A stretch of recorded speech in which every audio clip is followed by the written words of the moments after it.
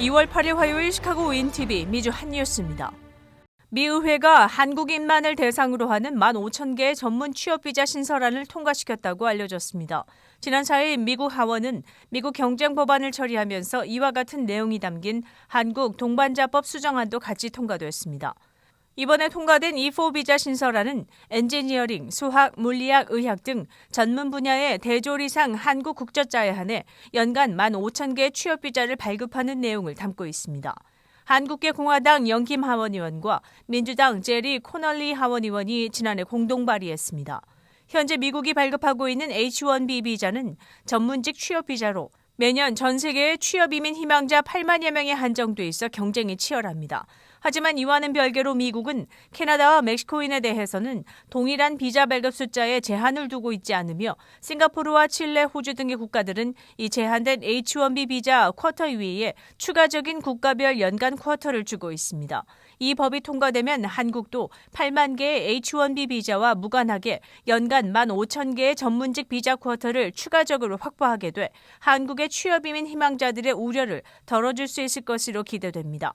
이와 유사한 법안들이 2013년부터 상정되어 왔지만 올해 하원 통과의 결실을 맺게도 했습니다.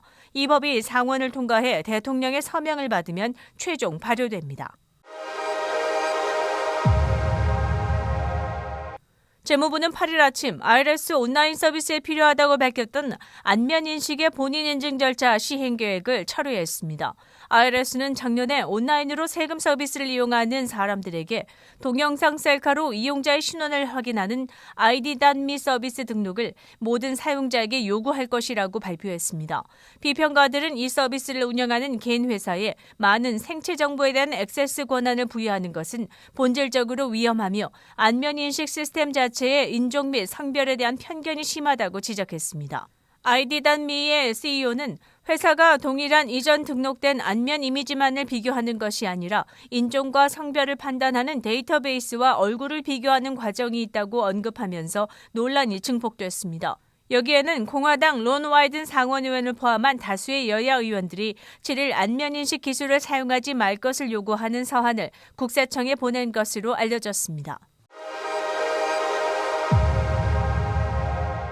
미 식품의약국 FDA는 최근 불법적으로 수입된 코로나19 재택 테스트 킷의 리콜을 발표했습니다. 스탠더드 큐 코비드-19 AG 홈 테스트는 미국에 배포 판매되었지만 FDA의 승인이나 허가를 받지 않은 것으로 알려졌습니다. 제조사인 SD 바이오센서는 자발적인 리콜 이외에도 해당 테스트 킷이 어떻게 불법적으로 수입됐는지 조사를 진행한다고 알렸으며 불법 수입을 방지하기 위한 조치를 취하고 있다고 밝혔습니다. 회사에 따르면 향후 수입품이 발견될 경우 유통업체는 법적 조치와 손해배상 책임에 직면하게 된다고 알렸습니다. FDA는 이 테스트 킷을 구매한 소비자들은 제품을 버리고 사용하지 말 것을 권장했으며 또한 이 검사 킷을 사용한 사람들은 FDA의 승인 또는 허가를 받은 검사로 재검사를 할 것을 요구했습니다.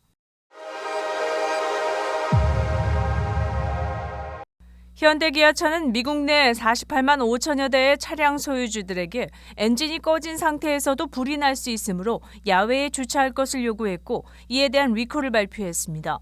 이번에는 ABS 브레이크 시스템 전기 회로의 합선 가능성으로 인해 운전을 하거나 주차 중에도 화재가 발생할 수 있다고 알려졌습니다. 2014년에서 2016년 기아 스포티지, 2016년에서 2018년 K900 세단이 여기에 해당하며 현대는 2016에서 2018 산타페, 2017에서 2018 산타페 스포츠, 2019 산타페 XL, 2014, 2015 투싼도 리콜에 해당됩니다. 제조사에 의하면 미국에서 이와 관련된 11건의 화재 신고가 접수됐지만 인명피해는 없다고 밝혔습니다. 미국 안전규제기관이 8일 밝힌 문서에 의하면 소유자는 리콜 수리가 완료될 때까지 건물 외부에 차량을 주차해야 합니다. 딜러샵에서는 퓨즈를 교체하거나 필요한 경우 모듈 자체를 교체할 예정입니다. 운전자는 차에서 타는 냄새가 나거나 ABS 경고등이 켜졌을 경우 즉시 딜러에 연락해야 합니다. 미 법무부는 8일 2016년 도난당한 비트코인 9만 4천 개 이상을 회수했다고 발표했습니다.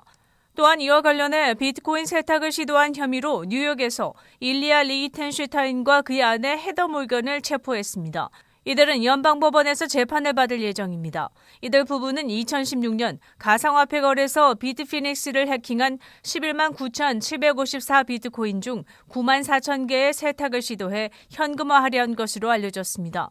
리사 모나코 법무차관은 8일 성명을 통해 이번 비트코인 세탁범의 체포와 사상 최대 규모의 압류는 암호화폐 범죄자들에게 안전한 피난처는 없다는 메시지를 보낸다고 언급했습니다.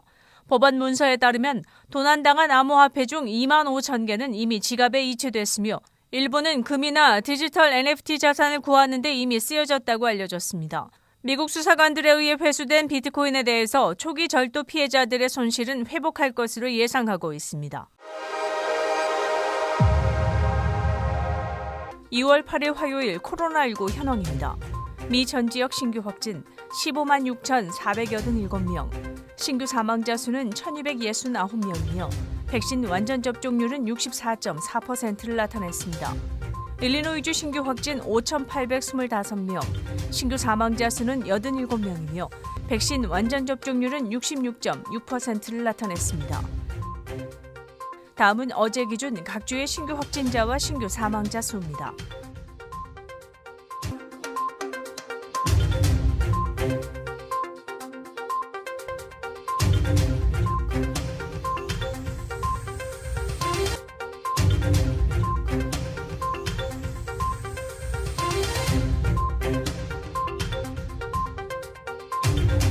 다음은 각 주의 백신 완전 접종 비율 상황입니다.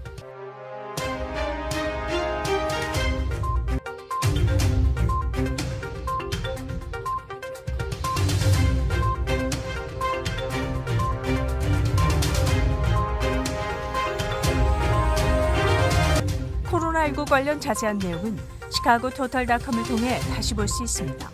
윈TV 채널 24.5와 MCTV 채널 24.6 방송은 안테나를 이용한 공중파 방송을 통해 시청할 수 있습니다. 코로나19 비상시국 뉴스24에서는 여러분의 제보를 기다립니다. 제보 전화 847-290-8282번입니다.